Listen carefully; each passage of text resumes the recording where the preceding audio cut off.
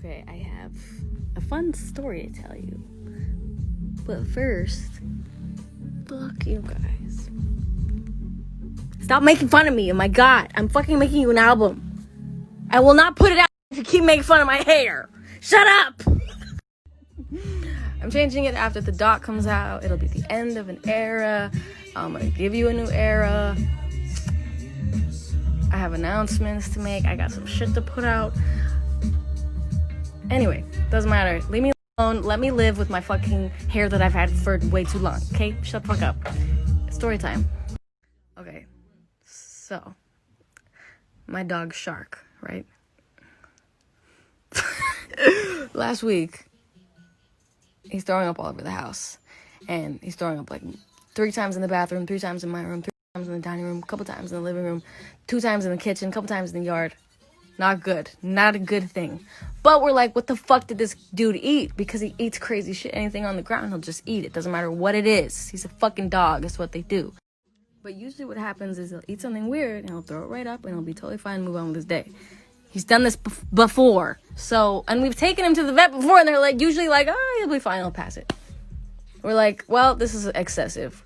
We watch him. We're like, see if he feels any better, if he gets anything out. Nothing changes. It's not looking good. So we go, but he's a pit bull. He's indestructible. They're indestructible. They eat everything and they are fine. It's fucking insane. But we take him to the vet, make sure he's okay. We're assuming they're just gonna be like, it's fine. Just like every other fucking time he's done this. He's done it so many times. We take him to the vet. We're like, ready for them to be like, he's good. Go home. And they do some x-rays on him. You know, the usual. And so they do a couple x-rays and they're like, so we see that there's something stuck in his intestines and we don't know what it is, but you know, clearly it's bothering him and it's stuck and whatever. So they're like, we're gonna give him something that hopefully will make him pass it or whatever. And if it hasn't moved by tomorrow, we're gonna maybe have to do some surgery. And we're like, okay, makes sense. So they're like, we're gonna keep him overnight. Poor little quarantine dog has not been away from me for any amount of time. It's always with me. Anyway, we're like, okay, spend the night there. We'll see you in the morning. They're like, I'm sure he'll be fine. We're like, yeah, he's fucking whatever. We'll be good.